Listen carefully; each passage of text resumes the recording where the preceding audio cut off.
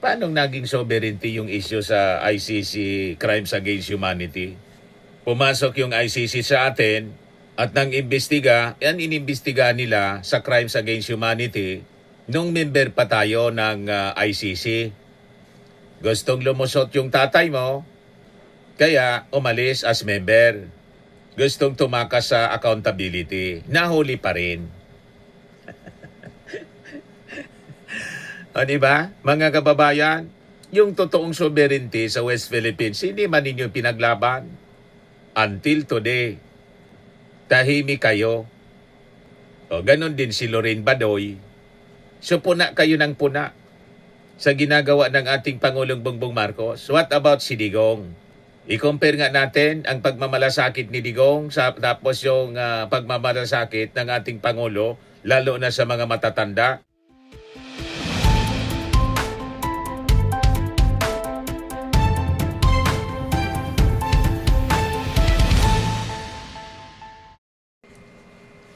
Grabe talaga po mga kababayan itong mga DDS influencers, mga DDS, lahat ng ginagawa ng ating Pangulo. Tama na po, mali pa sa kanila.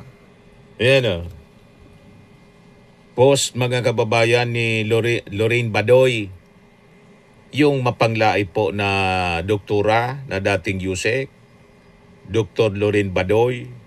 Sabi niya dito sa kanyang post the other day, may krisis na niya sa kahapon pala, the other day, may krisis na niya sa gasolina. Sibuyas ang ini-inspect. React naman yung mga supporters nila. Palakpak naman dyan mga bangag na supporter. Yan ang problema ninyo sa ginagawa ng ating Pangulong Bongbong Marcos. Hindi man lang gasolina yung problema ng ating bansa. Sabi nga natin mga kababayan, yung ating Pangulo may balance sa kanyang mga actions. Last week galing dito sa amin sa Camarines Sur, yung solar irrigation, yung kanyang inaasikaso para matulungan yung ating mga farmers. Kasi parte ng epekto ng krisis, mga kababayan, sa petroleum, yung pagtaas ng presyo ng mga bilihin sa market. That includes yung mga agricultural products. Apektado siya kasi pati yung fertilizer, petroleum-based yung fertilizer. At paano kung mabulok itong mga pinagpaguran ng ating mga farmers? Kaya nag-inspection siya sa cold storage sa Isabela. So anong problema ninyo? Di ba? Si Sara Duterte nga, yung gusto ninyong iupo na presidente, krisis na sa sa Middle East. Puro man lang mensahe ang kanyang pinapalabas, recorded message. At ngayon, ang inaatupag sa kanyang mensahe, yung birthday ng kanyang tatay. Puro personal. Yung ating Pangulo, hindi personal ito. This is for the people. Yan ang totok ng ating Pangulong Bongbong Marcos. O yan si Sara. Mga kababayan, puro pansarili, pampamilya. As we celebrate, we also stand firm. The defense of his rights is a defense of our national sovereignty. We must remain vigilant against the weaponization of the law and the unconstitutional intrusion of foreign bodies that seek to bypass our own courts. Paano naging sovereignty yung issue sa ICC Crimes Against Humanity? Pumasok yung ICC sa atin at nang imbestiga, yan inimbestiga nila sa Crimes Against Humanity nung member pa tayo ng ICC. Gustong lumusot yung tatay mo, kaya umalis as member. Gustong tumakas sa accountability, nahuli pa rin. O diba, mga kababayan, yung totoong sovereignty sa West Philippines, hindi man ninyo pinaglaban. Until today, tahimik kayo. O ganon din si Lorraine Badoy. So puna kayo ng puna sa ginagawa ng ating Pangulong Bongbong Marcos. What about si Digong? I-compare nga natin ang pagmamalasakit ni Digong tapos yung pagmamalasakit ng ating Pangulo, lalo na sa mga matatanda. Ito, post mga kababayan ito ni Atty. Reyes Del Rosario RN. Ayan panahon ni Digong. Yung matanda mga kababayan, pinakulong na driver. Ayan Duterte admin, pinakulong yung matandang driver. Marcos admin, tinulungan. Ayan Yung nagreklamo, pinahanap ng ating Pangulo kay Gatchalian, DSWD Secretary Gatchalian. Yan post kahapon ni Atty. Reyes Del Rosario, Elmer Cordero at Jaime Ricafrente. Parehong jeepney driver, parehong 72 years old. Parehong humingi ng tulong sa gobyerno sa panahon ng krisis. Yung isa dahil sa pandemya, yung isa dahil sa fuel crisis. Ang isa pinakulong, yung isa tinulungan. We cannot control global crisis, sabi po niya. What we can control is how the government responds to the struggles of its people. Ano ka ngayon, Loren Badoy? Diba? Basag na basag yung mga post mo. Yun ang pagkakaiba. May pagmamalasakit na totoo. Pinahanap ito mga kababayan na matanda na driver na nagreklamo sa kanyang kalagayan dahil po sa krisis. Matik po na pinahanap ng ating Pangulong Bongbong Marcos kay Secretary Gatchalian, hindi para ipakulong, kundi para tulungan. Yan Kaya yung tapang at malasakit nilang slogan, walang katotohanan. Walang tapang, walang malasakit. Una, yung tapang, ayaw harapin yung mga asunto. Iniiwasan yung trial. Yung malasakit, hindi din totoo. Ipinakulong yung matanda, imbis na tulungan. You see? Ito, panoorin ninyo, mga kababayan. Ang presidente sa akin, nakarating po sa kanya yung mensahe niyo. Opo. At ang utos ng Pangulo sa akin, personal ko kayong hanapin. Opo. Kaya kagabi pinuntahan na ho kayo ng mga kasama namin sa opisina. Maraming pong salamat. Diba? Sa inyong Napaiyak ko. Kaya na may tutulong niyo sa akin. Maraming pong salamat. Saludo po ako sa Ayan yung matanda, mga kababayan. Pinahanap mismo ng ating Pangulo kay Secretary Gatchalian ng DSWD. Ulitin natin. Maraming pong salamat, Mr. President, sa inyong abot kaya na may tutulong niyo sa akin. Ito. Hinahanap po kayo ng presidente sa akin, nakarating po sa kanya yung mensahe niyo. Opo. At ang utos ng Pangulo sa akin, personal ko kayong hanapin. Opo. Kaya kagabi pinuntahan na ho kayo ng mga kasama namin sa opisina. You see? Maraming pong salamat, Mr. President, sa inyong abot kaya na may tutulong niyo sa akin. Yan ang totoong malasakit. Salamat, saludo po ako sa Kaya ito si Dr. Badoy, kung makapanglait, ito naman si Harry Roque, may post siya. Nananadya na kayo, ang pangalan ng barkong may dala ng Russian oil ay Sara Sky. Sara without an H. Yan Russian oil arrives as Philippine battles energy emergency. Sinopalpal si Harry Roque ng Voice of Millennials. Sabi diyan sa post, mas mabuti pa yang si Sara Sky, may silbi. Yung isang kilala kong Sara, wala Nag-react naman po si Jingle Gonzales, they don't know the right translation. Sara Sky, dapat Sara Lutang daw.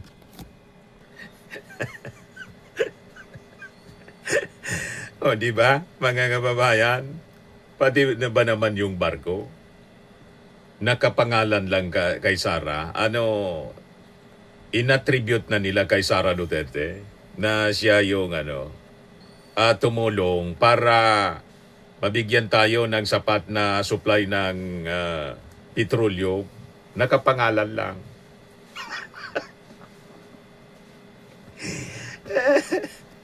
Ganon katindi ang pagnanasa, mga kababayan ni Harry Roque, na umupo na si Sara para makabalik na siya dito sa Pilipinas at hindi mapanagot sa kanyang krimen na nagawa, qualified human trafficking, pagkasabit po sa Pogo operation. Kung ano-ano na lang ang pinopost mga kababayan na pinagsasabi. Sabi naman ni Christine Oy, Sarah without H or honesty. True naman. H for honesty. Kaya walang H. Basag na basag si Harry Roque mga kababayan. Sabi ni Mikey, sky sa Japanese is ganito. In other words, empty. Walang laman. Yung isa lutang. Kasi sky, lutang, Sara lutang. O diba, napasama tuloy. Sabi ni Cherry Santos Salvator, maikunik lang talaga. Sabi ni Boringking Kiatong, H means hungaw. Hungaw dito sa amin, hangaw. O ang translation lang, salita lang. Puro lang ang niya hangaw. Yung lumalabas dito sa bibig, hangaw. Yung hangin na mabaho, hangaw.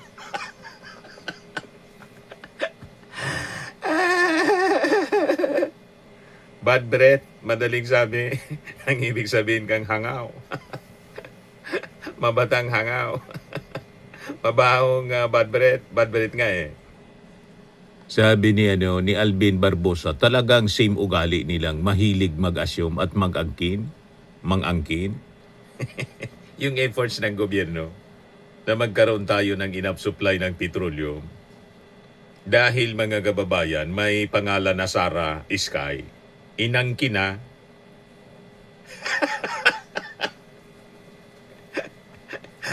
Ganon katindi ang kulto, mga kababayan nila. Kulto talaga po. Sabi ni Arnel Palamos Corong, Sara Diskaya, mas malapit. Di ba? O ngayon, yung ating Pangulo kasi, hindi na niniliglik bilang Pangulo. Yung ibang mga functions niya, marami siyang functions bilang presidente. Hindi lang binisita niya yung cold storage po yon, Onion Cold Storage. Busy yung ating Pangulo. Galing naman nga po sa PNPA. Ayan 47 commencement exercises of PNPA silang paglaom class 2026. Si Sara Duterte, siyempre, hindi nakasama. Noon sa PME yata yon, kasama siya. Doon ini-imagine ni Sara na tanggalan ng ulo yung ating Pangulo, kaya hindi na siya kasama. Buti naman, mga kababayan. Kaya si Sara, mga kababayan, hindi na ini-invite sa ganitong mga okasyon. Ang ginagawa ni Sara, sige na lang ang paabot ng mensahe. May mensahe din siya dito sa PNPA. Graduation. Hindi na siya kasama sa ini-invite. Talagang man, i-invite siya. Tapos kasabay ng ating Pangulong Bongbong Marcos. Security threat siya sa ating Pangulo. Nagbanta siya. O ngayon, pakinggan natin mga kababayan yung naging mensahe ng ating Pangulo. Thank you to the Interior and Local Government Secretary, John Vic Remulla. Please take your seats. The National Police Commission Vice Chairperson and Executive Officer, Attorney Ralph Calinisan. The Philippine National Police Chief, Police General Jose Melencio Nartates Jr. Philippine National Police Academy Director, Police Major General Andre Dizon. Cavite 5th District Representative Roy Loyola. Cavite Governor Francisco Gabriel Remulla.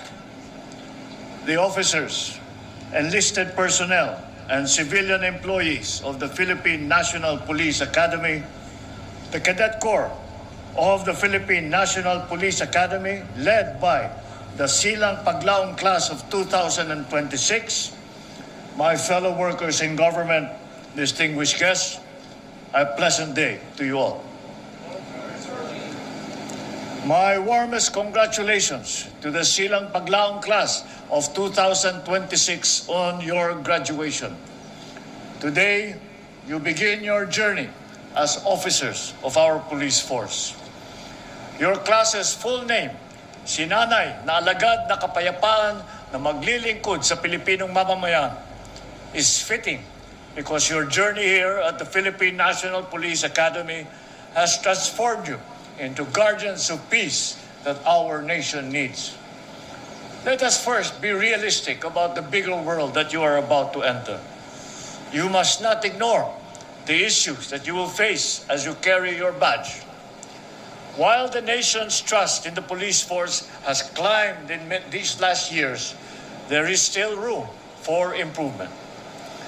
Alam kong marami pa rin sa ating mga mamamayan ay may alinlangan sa kapalusan.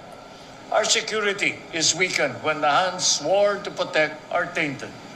Kaya dapat baguhin natin ito. Ladies and gentlemen, your duty has always been to maintain peace and order. And that is why I have ordered to the PNP to ensure a visible presence and disciplined conduct in every community. Pinaparami natin ang ating tinatawag na cops on the beat.